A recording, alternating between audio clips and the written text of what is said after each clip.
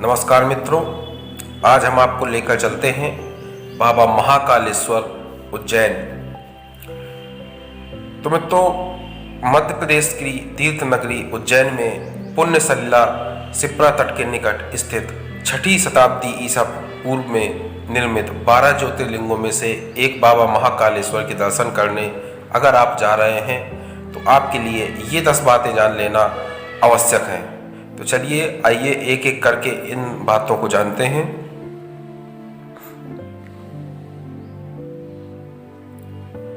पहला है भस्म आरती। कालों के काल महाकाल के यहाँ प्रतिदिन अलसुबह भस्म आरती होती है।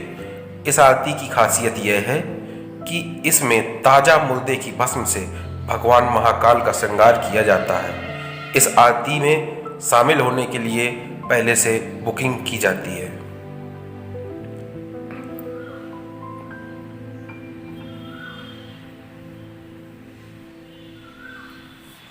दूसरा है जूना महाकाल।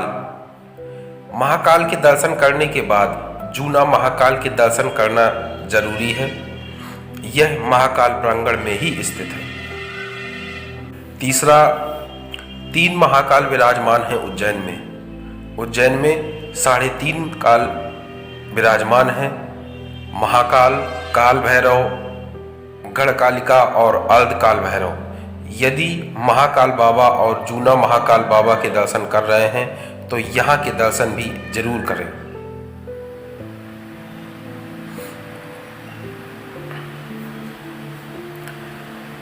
चौथा बिंदु है 12 ज्योतिर्लिंगों में से सबसे खास।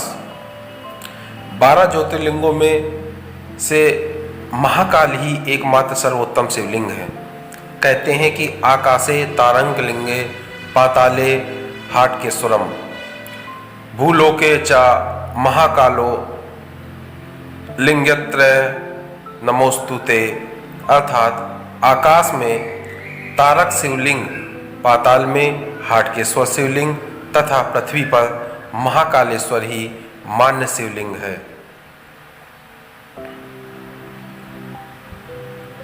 पांचवा, महाकालेश्वर ज्योतिर्लिंग के 3 भाग हैं।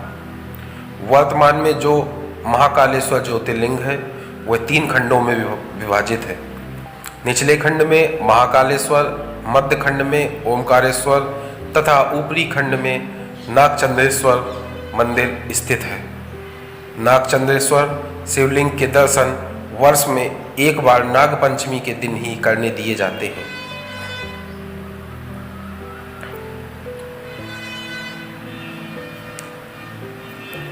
गर्भगृह का दृश्य। गर्भगृह में विराजित भगवान महाकालेश्वर का विशाल दक्षिणमुखी शिवलिंग है। इसी के साथ ही गर्भगृह में माता पार्वती, भगवान गणेश तथा कार्तिकेय की मोहक प्रतिमाएं हैं। गर्भगृह में नंदी दीप स्थापित है जो सदैव प्रज्वलित होता रहता है। गर्भगृह के सामने विशाल कक्ष में नंदी की प्रतिमा विराजित है। 7वां, उज्जैन के राजा।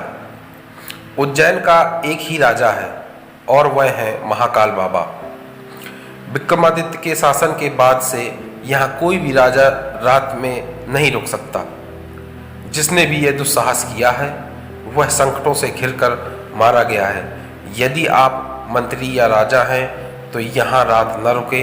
वर्तमान में भी कोई भी राजा, मुख्यमंत्री और प्रधानमंत्री आदि यहाँ रात नहीं रुक सकता।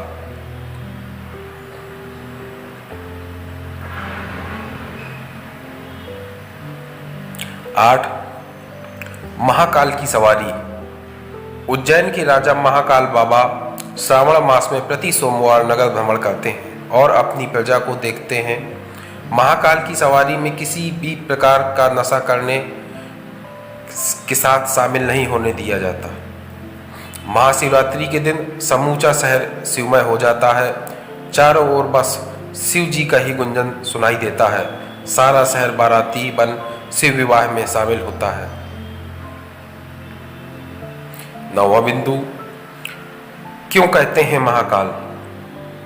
काल के दो अर्थ होते हैं, एक समय और दूसरा मृत्यु।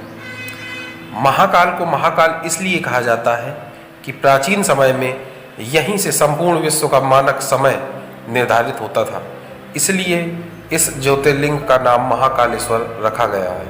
हालांकि महाकाल कहने का संबंध पौराणिक मान्यताओं से भी जुड़ा हुआ है।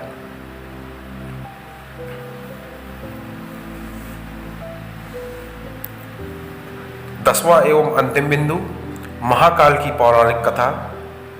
तो पौराणिक कथा के अनुसार इस शिवलिंग की स्थापना राजा चंद्रसेन और गोप बालक रूप की कथा से जुड़ी हुई है। कथा से श्री हनुमान जी का संबंध भी जुड़ा हुआ है।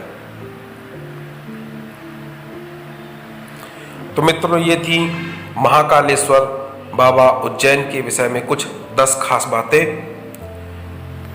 हम आशा करते हैं कि इन 10 खास बातों को जानकर आप अपने सफ़र को और भी महत्वपूर्ण और रोमांचक बना सकते हैं।